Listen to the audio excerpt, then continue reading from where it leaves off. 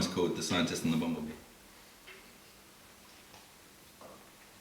You see, the scientist said the bumblebee couldn't fly.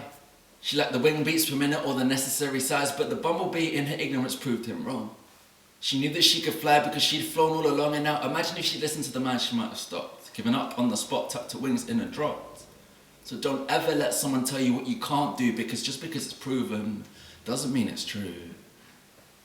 Bzzz. The bumblebee bumbled.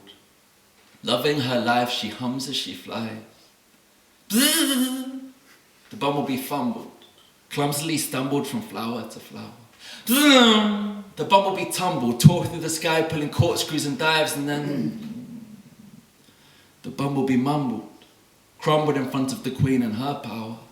Bzzz. The bumblebee grumbled something explicit, discovered she'd been laboured a gimmick, and then the bumblebee rumbled, desperate to eat that nectar so sweet. The bumblebee humbled her critics, silenced all things scientific, and then zzz, the bumblebee jumbled her speech.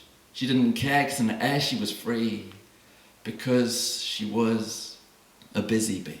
Loved to fly to flowers and visit trees, deliver seeds efficiently, more so than inner breeze, intricate, intimate, meticulous, auxiliary, and gather more honey than any sick MC.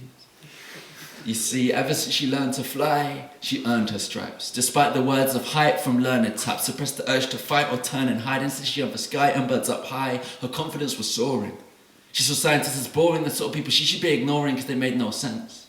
At least no center, sweet as pollen, even centimeters from her, they depended on their drawings, and they'd rather follow their charts than follow their hearts. If they saw a bee leave, they still believed their grass. They preferred facts and figures, the bees wax and figure, but she begged to the jury, flew past and laughed. Now meet the scientist. His aim in life was to try and dismiss any hypothesis he deemed preposterous. When asked why he never swallowed his pride, he replied, "That's obvious, it wouldn't fit down my esophagus." Not quite the optimist, more like the opposite. It's like to be living in a bubble, then popping it. He had, hey, believe everything I say, fever, pollinosis when close to the anomalous, taking measurements, making experiments, accumulating evidence. His brain contained considerable cleverness compared to his intelligence. So busy with bees in the room, he forgot the elephant. And his foolproof was foolproof, except for the truth. And if the bumblebee had read his report, she'd have agreed she was too heavy, therefore she'd never be airborne. But ignorance is bliss. And that begins with a bee. So this one is for the bees in the hives living lives of aviation.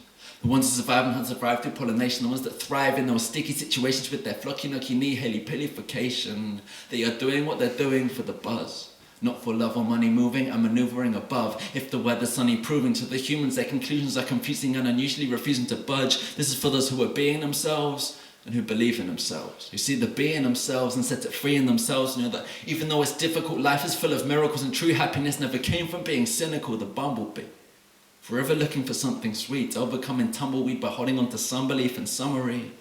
This is for those that stay summary.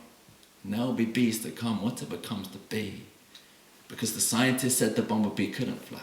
She lacked the wing beats per minute or the necessary size, but the bumblebee in her ignorance proved him wrong. She knew that she could fly because she'd flown all along, and now imagine if she listened to the man, she might have stopped, given up on the spot, tucked her wings in and dropped. So don't ever let someone tell you what you can't do, because just because it's proven doesn't mean it's true.